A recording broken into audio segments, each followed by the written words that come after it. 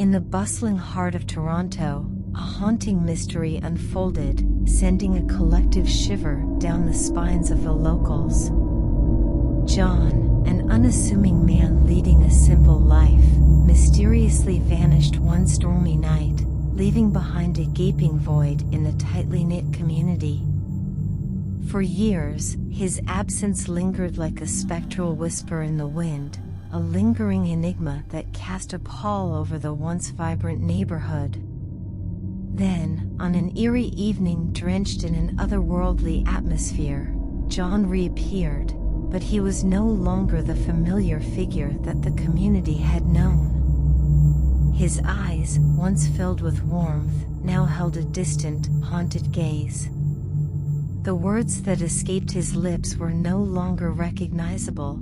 Instead, he spoke in an unknown language, each syllable sending an icy chill through those who dared to listen. The initial relief of his return gave way to an uneasy tension that permeated the air, as if the very essence of the man had been replaced by something inexplicable and ominous.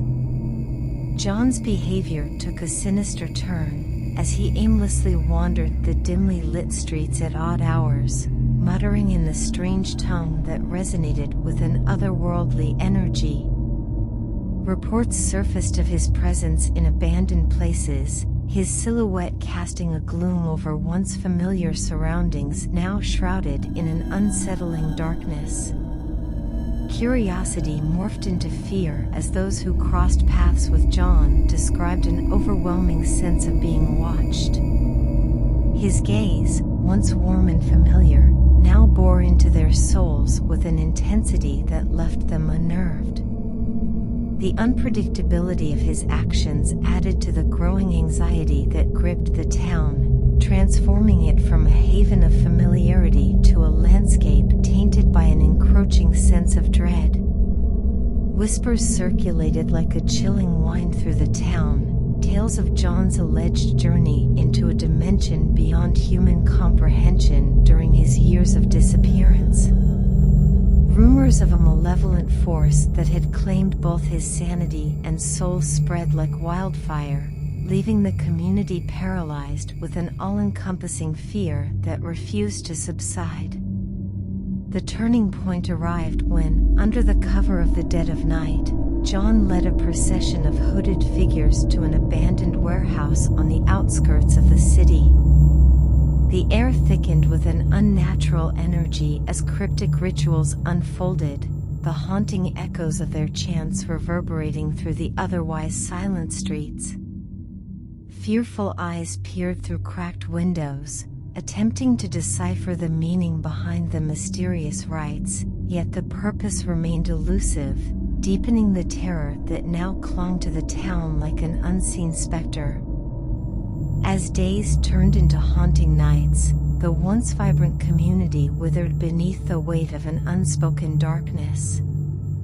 What was initially a beacon of hope in John's return had metamorphosed into a relentless nightmare that defied attempts to be ignored.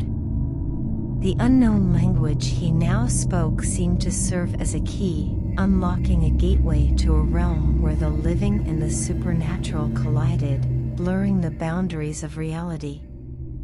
The transformation of the town left its residents grappling with questions about the nature of John's disappearance and his unearthly return. Was he now a vessel for something far more sinister, or had he unwittingly brought back a malevolent force that lurked in the shadows, patiently waiting to reveal its true intentions? Toronto, once a bustling city of lights, found itself ensnared in the icy clutches of an inscrutable mystery. Its streets echoed with the haunting cadence of an unknown language and bore witness to the unsettling presence of a man who returned from the abyss, forever changed.